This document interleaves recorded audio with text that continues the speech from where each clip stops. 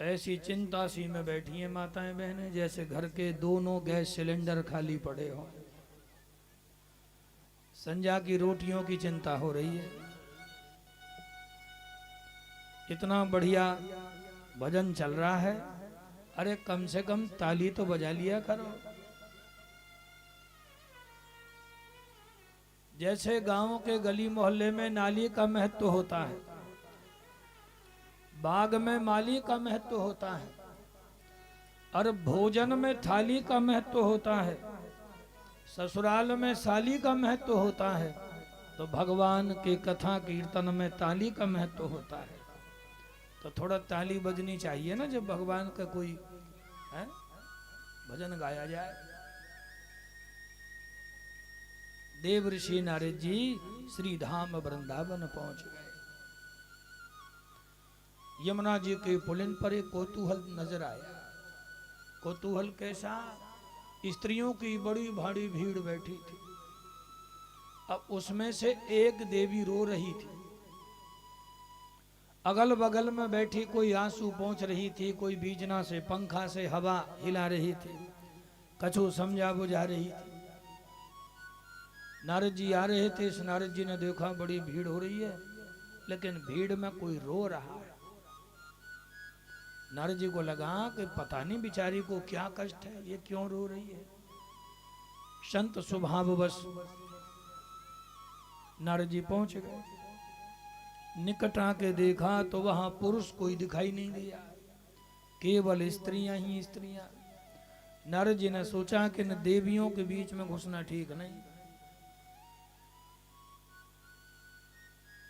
नारद जी जैसे ही मुड़ के वापस जाने लगे तो जो देवी रो रही थी उसने खड़े होके आवाज लगाई, भो भो साधो क्षणम तिष्ठ मचिंतामपि नाशय दर्शनम तव लोकस्य सर्वथा गेहरम परम। हे महात्मा जी तनिक ठहरिए, चिंता का कारण और निवारण बताते जाए। आप जैसे संतों का दर्शन बड़े भाग्य से होता है। अब नारद जी रुक गए। नारद जी निकट आए तो नारद जी ने पूछा, है देवी जी आप कौन है? आप रो क्यों रही हैं? आपको तकलीफ क्या है? और ये इतनी भीड़ आपके अगल बगल में बैठी है, ये सब कौन? अब वो देवी हाथ जोड़ के बोली, महाराज मेरी राम कहानी तो बहुत लंबी है, परंतु मैं आपको पूरी सुनाऊंगी तो कई घंटे लग जाएंगे, इसलिए मैं छोटे रूप में बता रही हूं। अहम भक्ति रीति ख्याता एमो में तनयो मतो ज्ञान वैराग्य नामानो काल योगे न जर्जरो उत्पन्ने द्रवड़े साहे वृद्धिम कर्नाटके गता कुचित कुचिन महाराष्ट्रे गुर्जरे जीर्णताम गता। महाराज मैं हूं भक्ति महारानी, मेरा नाम भक्ति है। मेरे दो बेटे हैं ज्ञान और वैराग्य। मैं अपने पुत्रों सहित द्रविड़ देश में पैदा हुई, भारत के दक्षिण में। भक्ति माता का प्राकट्य दक्षिण भारत में, आचार्य दक्षिण भारत में पैदा हुए, और भगवान के अवतार ज्यादातर उत्तर भारत में हुए। तो भक्ति महारानी कह रही हैं कि मैं अपने पुत्रों के सहित दक्षिण भारत में पैदा हुई, द्रविड़ देश में। कर्नाटक में बड़ी हुई, और दक्षिण के कई प्रदेश, केरल, तमिलनाडु, आंध्र प्रदेश, कर्नाटका, कई प्रांतों में, कई प्रदेशों में महाराज मेरा घर घर में बड़ा भारी मान सम्मान हो रहा था। लेकिन मैं जीवन की यात्रा करते करते गुजरात में आई तब तक मुझे बुढ़ापो आ गया। ये कथा ध्यान से सुनो, आप हर बार सुनते हो। ये कुछ दिन कथा भीतर रहती है फिर निकल जाती है।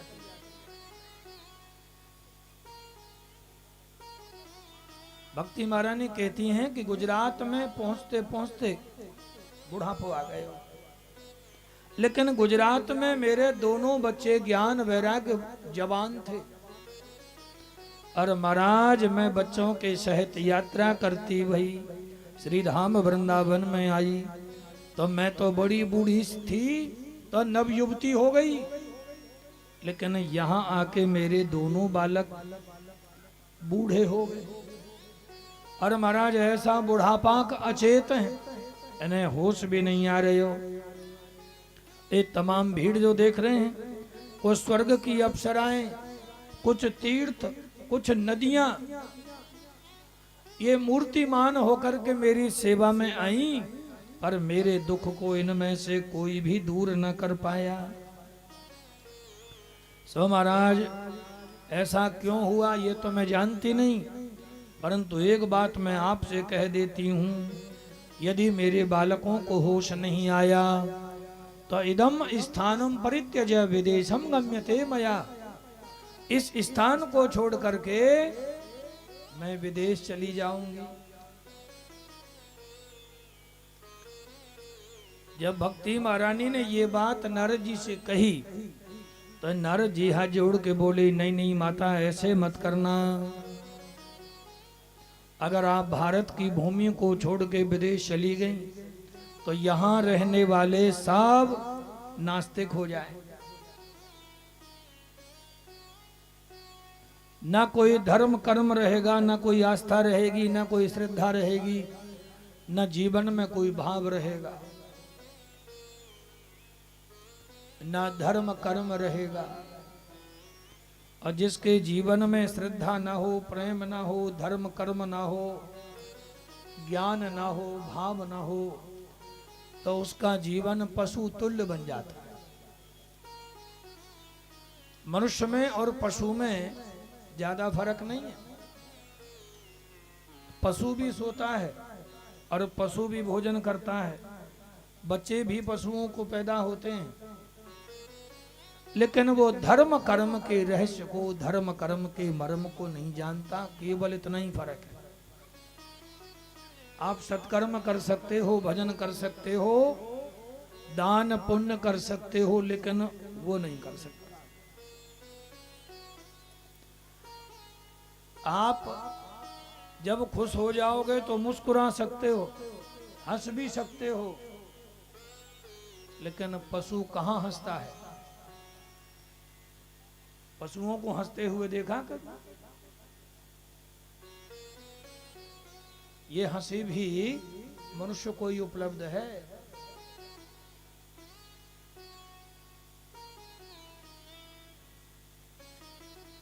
सूजी महाराज कहते हैं, भक्ति माता ने जब ये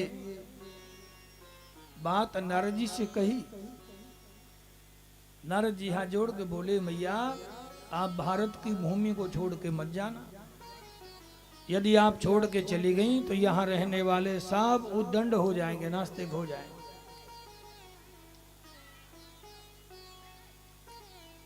धर्म कर्म सत्कर्म सब बिगड़ जाएगा।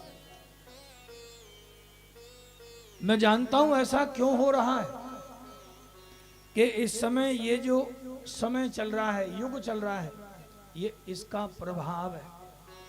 अयम तु युग धर्मो ही वर्तते कस्य दूषणम अतस्तु पुंडरीकाक्ष सहते निकटे स्थित।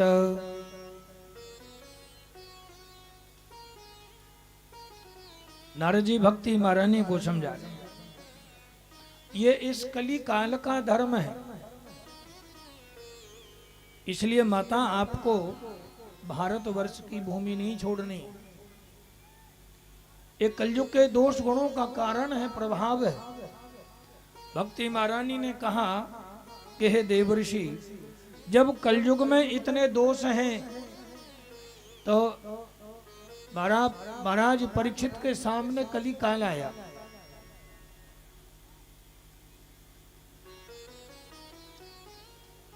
और राजा परीक्षित सामर्थ्यवान थे, उन्होंने कुछ क्यों नहीं किया। और भगवान कृष्ण तो सामर्थ्यवान है, परंतु भगवान कृष्ण भी आंख नीचे बैठे हैं, वो कुछ नहीं कर रहे।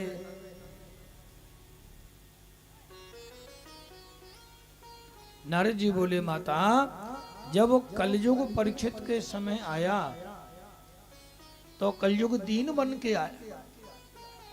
महाराज परीक्षित ने जब दंड देने का सोचा तो कलयुग दीन बन गया।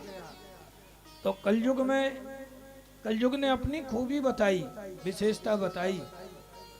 महाराज परीक्षित के सामने कलयुग ने कह दिया कि जो भगवान का नाम लेगा, भगवान की कथा सुनेगा, भगवान का भजन करेगा और दान पुण्य करेगा तो भव सागर से पार हो जाएगा। भव सागर चह पार जो पावा, कृष्ण कथा ताका दृढ़ नावा। ये कथा ही उसके लिए दृढ़ नौका के समान बन जाएगी और भव सागर पार करने में सक्षम होगी।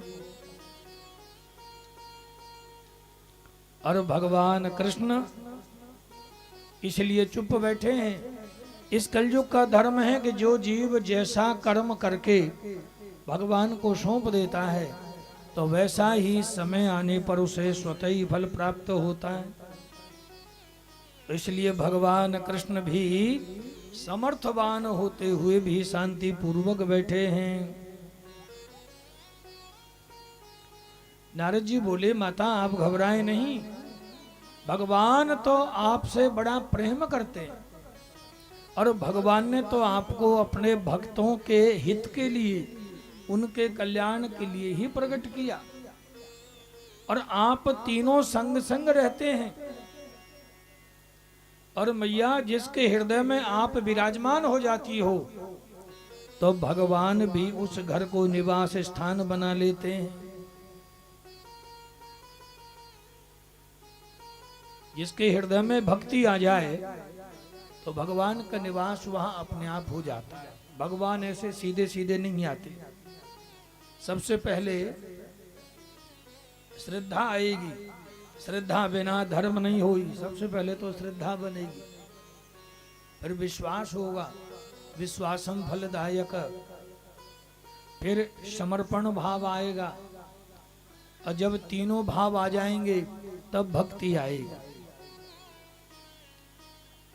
सबसे पहले श्रद्धा आएगी, विश्वास आएगा, फिर समर्पणता आएगी, तब भक्ति आएगी। और जब भक्ति माता कृपा करेगी तो ज्ञान आएगा। भक्ति मैया के बेटे का नाम है ज्ञान, और ज्ञान के बड़े भैया हैं वैराग्य। तो जहां ज्ञान आ जाएगा फिर वैराग्य भी आ जाएगा। और जिसके हृदय में भक्ति होगी, ज्ञान होगा, वैराग्य होगा, और वहीं भगवान का निवास होगा, तब बात बनेगी।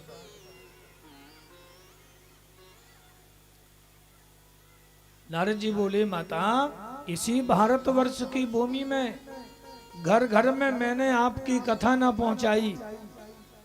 ये भारतवर्ष के रहने वाले प्राणियों के कान तक यदि मैंने आपकी कथा कीर्तन नहीं पहुंचाया तो मेरा नाम भी नारद नहीं।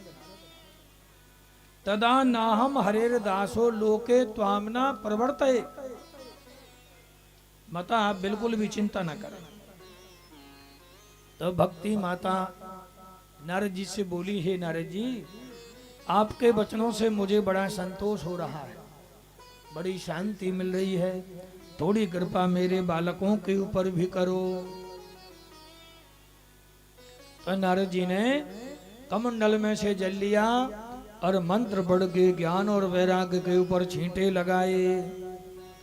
होश नहीं आयो, दोबारा जल हाथ में लिया, वेद मंत्र बोल के छींटे लगाए, होश नहीं आया। और तीसरी बार जल हाथ में लिया, वेदांत के मंत्र बोल के छींटे लगाए, होश नहीं आया। वेद वेदांत घोषस्य गीता पाठिर मुहुर्मुहु बोध्यमानो तदा तेन कथम चित्तौ चित्तौ बलात्। नारद जी ने गीता पाठ एक बार नहीं कई बार सुना दिया, लेकिन ज्ञान वैराग्य को होश नहीं आया।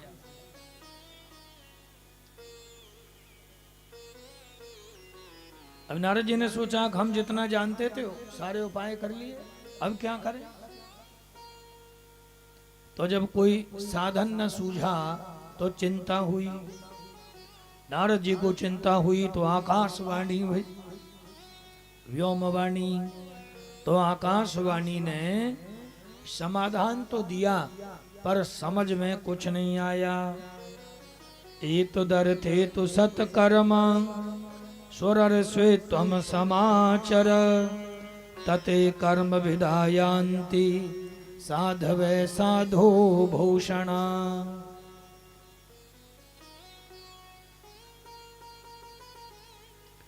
कुछ भी समझ में नहीं आया।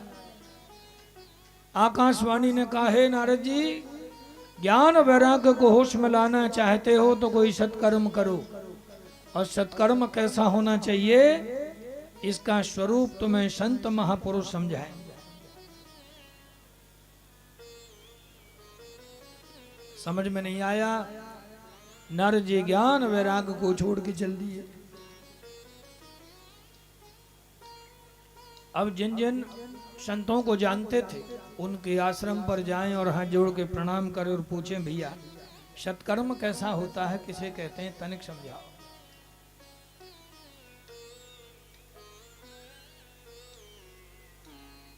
अब जो सुने तो पूछने वाले तो नारद जी।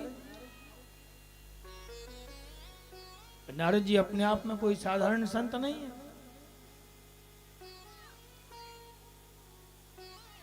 कोई बहाना लगावे, कोई बहाना लगावे। जब कोई सटीक समाधान न मिला तब नारद जी दुखी हो गए, और दुखी अवस्था में ही वहां से चल दिए विशालापुरी में।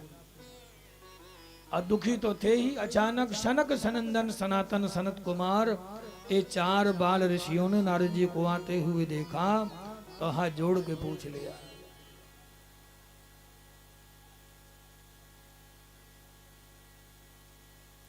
अब नारद जी अपने दुख की दास्तां सुनाने के बाद अब हाथ जोड़ के बोले, महाराज वो कौन सा समाधान है जो आकाशवाणी ने सुनाया।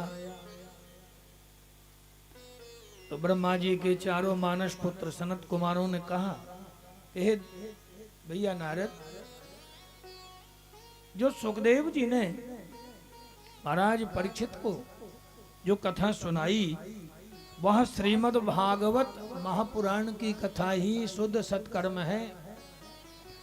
यदि वो कथा कर दी जाए, सुना दी जाए तो ज्ञान वैराग्य को होश आ जाए और भक्ति महारानी का दुख मिट जाएगा। जब ये कहा तो नारद जी के मन में कोई दुविधा थी।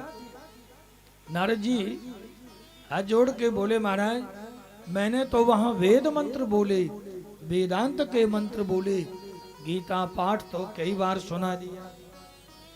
जब उन मंत्रों से कोई लाभ नहीं हुआ तो भागवत जी के मंत्रों से क्या लाभ होने वाला है। ये भागवत भी तो वेद की ऋचाओं से बनी है, वैदिक सूत्रों की व्याख्या।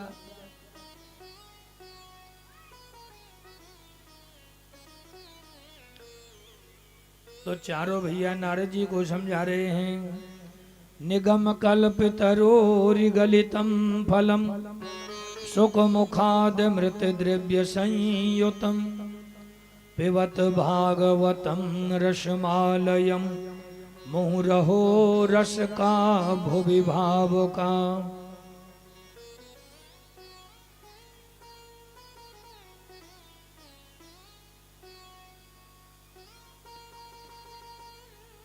आगम और निगम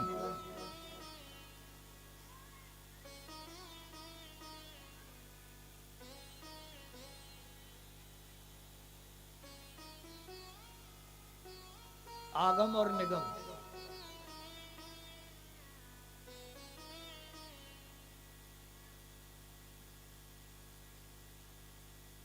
आगम माने पुराण, निगम माने वेद। तो वेद रूपी वृक्ष का पका हुआ परिपक्व जो फल है वो श्रीमद् भागवत है। निगम कल्पित रोरि गलितम फलम शुक मुखाद अमृत द्रव्य संयुतम। वेद रूपी वृक्ष का, और वह भी पका हुआ। एक फल होता कच्चा, एक होता एकदम पका रसीला। तो बोले पका हुआ फल श्रीमद् भागवत है। अब मान लो किसी को बड़ी जोर से भूख लग रही हो, उसके सामने आम की डालियां, आम के पत्ते धो के दिए जाएं कि भैया भूख लगी है तो आम के पत्ते खाओ या टहनी चबा लो।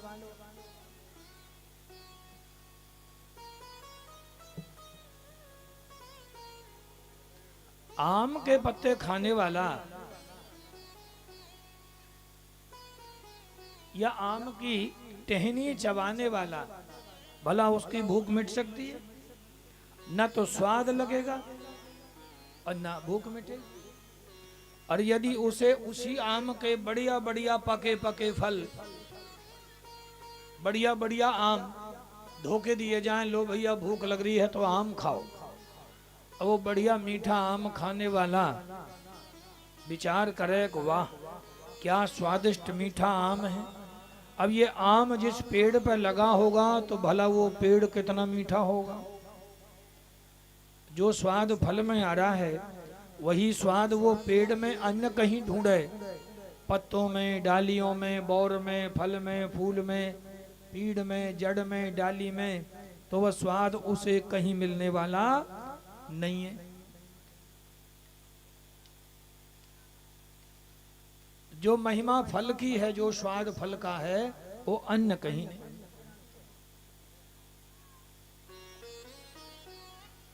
आमूलाग्रम रसस्टिन्नास्तेन स्वाद्यते यथा दुग्धे स्थितिम सर्पीणम स्वादयोपकल्प्यते।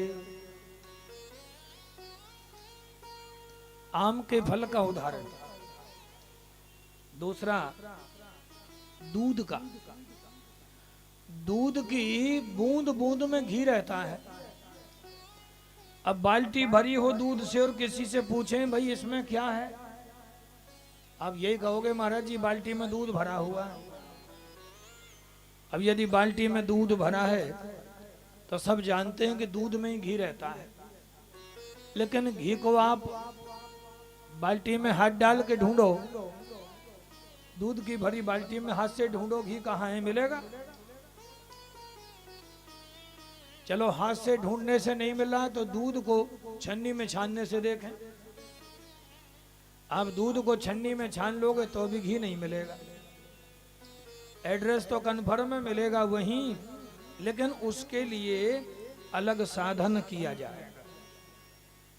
उसी दूध को उठाओ, गर्म करो और फिर उसे दही जमाओ, और दही जमाने के बाद फिर उसे चलाओ तो मक्खन निकलेगा, और मक्खन को फिर तपाओ तब शुद्ध घी निकलेगा।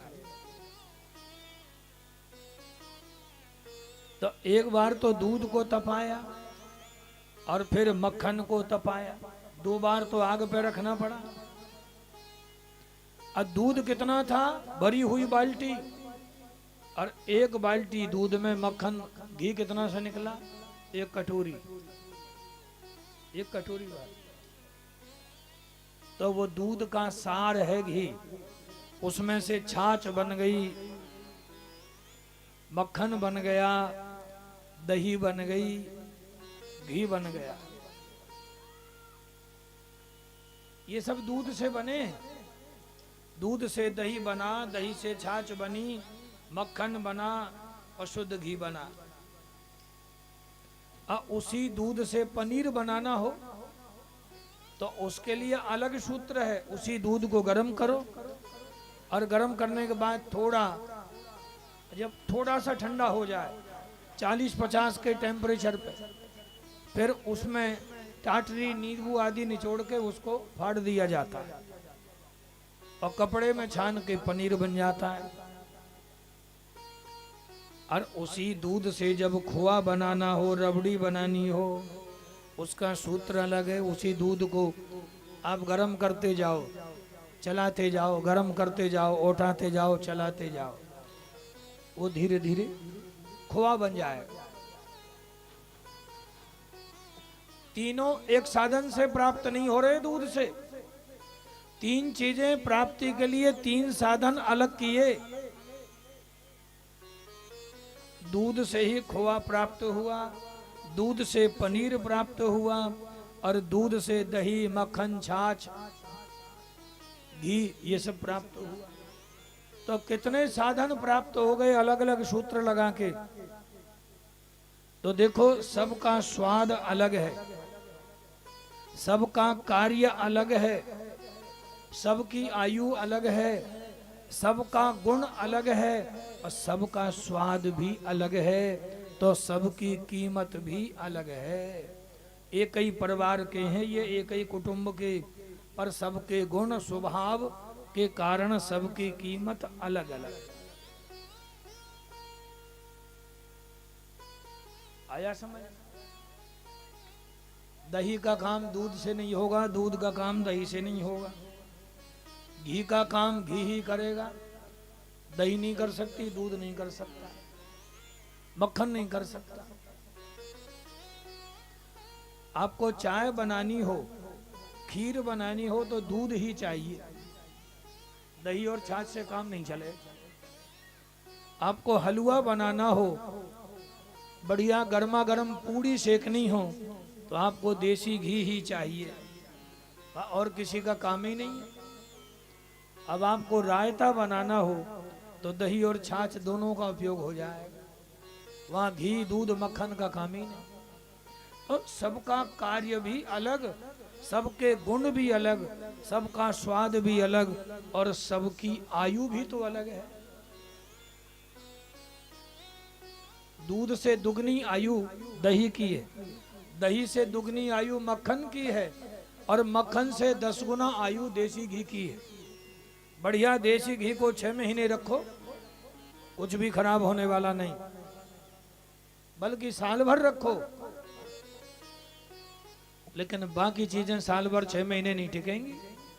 ना दही 6 महीने चलेगी, ना दूध चलेगा, ना छाछ चलेगी, ना खोआ चलेगा, ना पनीर चलेगा, नहीं चलेंगी।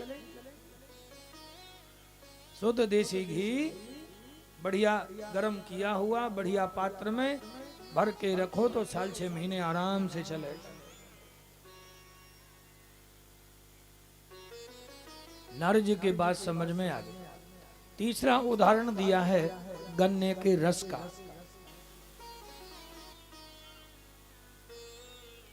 गन्ने की बूंद बूंद में मिठास होती है। गन्ना में नीचे से ऊपर तक मीठा होता है, गन्ना नीचे से ऊपर तक मीठा।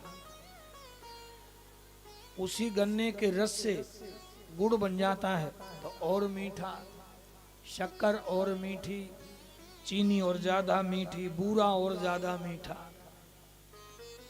और वही मीठा जब जलेबी में आ जाए तो अलग स्वाद, और वही चीनी जब रसगुल्ले में आ जाए तो अलग स्वाद। मीठा वही है, लेकिन अलग अलग चीजों में मिलके अलग अलग रूप में आभास रहा। 3 उदाहरण दिए, नारद जी समझ गए। हाथ जोड़ के बोले, महाराज बढ़िया सा मुहूर्त निकालो और भागवत कथा सुनाओ। सनत कुमारों ने कार्तिक शुक्ला नवमी तिथि का मुहूर्त निकाला, बढ़िया मुहूर्त निकाला। बोले भाई कथा कहाँ होगी? श्रेणु नारद वक्षयामो वेनमानाय विवेकने गंगा द्वार समीपे तो तटमानंद नामकम। गंगा द्वार आनंद नाम का तट गंगा जी के किनारे कथा की जगह नियुक्त की गई। कार्तिक शुक्ला नवमी तिथि सो नारद जी आए, जिन जिन को जानते थे उनको निमंत्रण दिया और कथा की तैयारी कराई। पेड़ के नीचे चबूतरा बनाया, ईंटों से गोल गोल चबूतरा बनाया, उसमें गंगा जी की बालू भरी, गौ माता के गोबर का ऊपर से लेप लगाया, चौका लगाया, और जब बढ़िया सूख गया तो झाड़ पहुंच के बढ़िया गद्दे बिछाए। चारों भैया सनक सनंदन सनातन सनत कुमार पधारे। भागवत कथा का शुभारंभ हुआ। भक्ति महारानी दोनों बालकों को लेके आई ज्ञान वैराग्य को, परंतु इनको तो होश ही नहीं था। पंडाल में लाके लिटा दिया, पर इनके लिए आसन लेके कथा श्रोता बन के स्वयं नारद जी बैठे। आज नारद जी श्रोता बन। देखिए दक्ष का सांप है, 1 घंटे से ज्यादा एक जगह नारद जी नहीं टिकते, लेकिन जब परोपकार के लिए कथा सुनने के लिए बैठे तो सांप उतनी देर दूर रहा, सांप की गति बंद हो।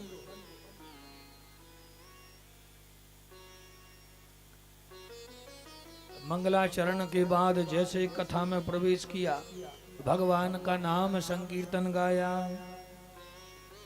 तो ऐसा दिव्य नाम संकीर्तन के नाम संकीर्तन को सुन के ही जो ज्ञान वैराग अचेत पड़े थे, जिन्हें होश नहीं था, तो वो अपने आप पांडाल में उठ के बैठे हो गए। भक्ति महारानी बड़ी प्रसन्न हुई। भक्ति सुतौ तो तरणो गृहीत्वा प्रेमक रूपा सहसा विरासीत। श्री कृष्ण गोविंद हरे मुरारे नाथेति नामानि मुहुर्वदन्ति। अलौकिक नाम संकीर्तन। इस नाम संकीर्तन में भगवान के भक्त भी प्रकट हुए। प्रहलाद जी आए, प्रहलाद जी ने ताली बजाई। प्रहलाद तालधारी तरल गति तया चौद्धव कांस्य धारी। वीणाधारी सुरर्षि स्वर कुशलतया राग करतार्जुनो भूत इंद्रो वादीन मृदंगम। जय जय सुकुरा कीर्तने ते कुमारा। यत्राग्रे भाववक्ता सरसरचनया व्यासपुत्रो बभूव। नाम संकीर्तन में तालियों की सेवा करी प्रहलाद जी ने। प्रहलाद जी भगवान के भक्त हैं, तो प्रहलाद जी ने तालियां बजाई ताल में। ताली बजाना भी सबको नहीं आता, जहां जैसी ताल हो वैसे ही ताली बजे। और कांसे के मजीरा बजाए उद्धव जी ने, ऐसे मजीरा ये उद्धव जी ने बजाए। और वीणा बजाई नारद जी ने। और मृदंग ढोलक देवताओं के राजा इंद्र ने बजाए। इंद्र भी संगीतज्ञ हैं। और राग गाया अर्जुन ने। राग अर्जुन ने गाया। और जो बाकी बैठे थे वो कुछ श्रोता थे और कुछ जय हो बोलने वाले, उनका कुछ नाचने वाले। संगीत के 3 अंग माने गए, गायन, वादन और नृत्य। कोई बढ़िया गाना जानता हो, लेकिन वो तब तक अधूरा है जब तक कोई बजाने वाला उसके साथ ना बैठे। अब कोई बढ़िया बजाने वाला बैठ जाए और कोई बढ़िया गाने वाला हो, तो फिर कोई संगत में से नाचने वाला खड़ा हो जाए तो उनका मन उत्साहित हो जाता है। और बढ़िया कोई गा रहा हो, बढ़िया बजा रहे हो, बढ़िया नाच रहे हो तो संगीत परिपूर्ण हो जाता है। अब नाचने वाला कोई नहीं तो स्वयं भक्ति महारानी अब खड़ी होकर नृत्य कर रही हैं उस भगवान के नाम संकीर्तन में। लोग डीजे पे तो नाचते ही हैं, डीजे पे नाचना कोई नाचना नहीं है। नाचोगे दुनिया के आगे, दुनिया के आगे क्या नाचना, नाचोगे दुनिया के आगे तो नाचते रहोगे। नाचने के लिए 84 लाख योनियां हैं, चक्कर लगाते रहो। नाचोगे दुनिया के आगे तो बेकार हो जाएगा, नाचोगे भगवान के आगे तो बेड़ा पार हो जाएगा। आइए कितना सुंदर नाम संकीर्तन प्रारंभ हुआ। श्री कृष्ण गोविंद हरे मुरारे, हे नाथ नारायण वासुदेवा। श्री कृष्ण गोविंद हरे मुरारे, हे नाथ नारायण वासुदेवा। श्री कृष्ण गोविंद हरे मुरारे, हे नाथ नारायण वासुदेवा।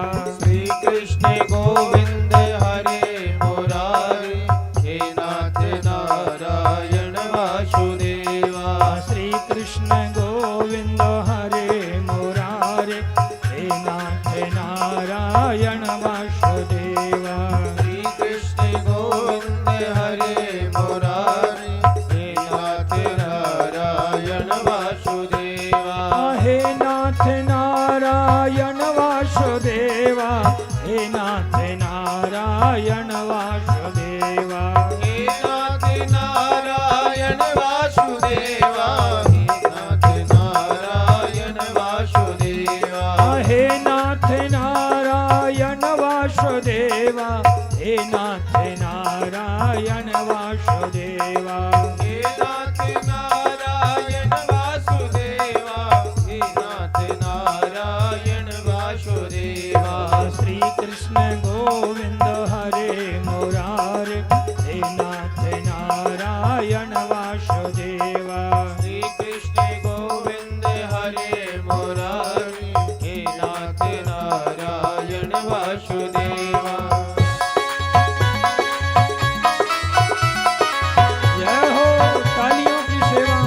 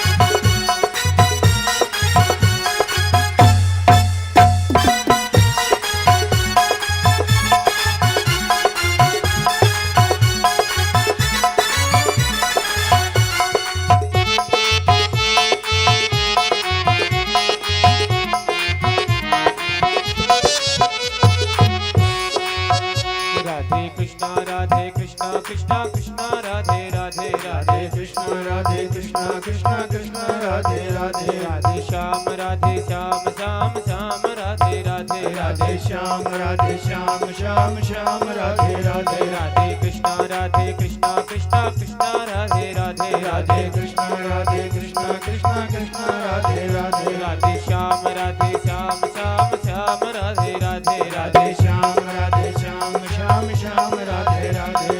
श्री कृष्ण गोविंद हरे मुरारे, हे नाथ नारायण वासुदेवा। श्री कृष्ण गोविंद हरे मुरारे, हे नाथ नारायण वासुदेवा। श्री कृष्ण गोविंद हरे मुरारे,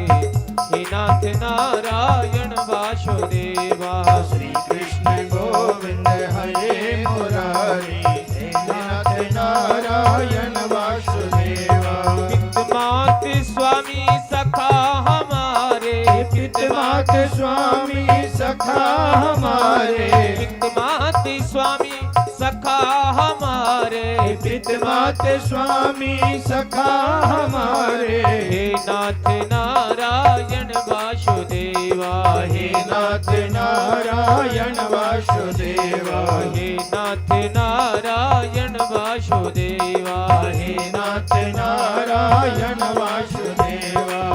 कृष्ण गोविंद हरे मुरारी, हे नाथ नारायण वासुदेवा, श्री कृष्ण गोविंद हरे मुरारे, हे नाथ नारायण वासुदेवा। कृष्णा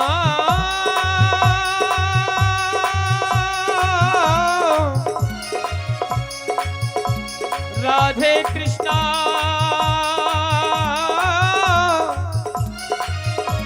हरे हरे हरे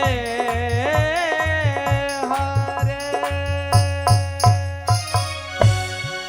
बोलिए भक्त वत्सल भगवान की की जय। जय जय श्री श्री राधे। राधे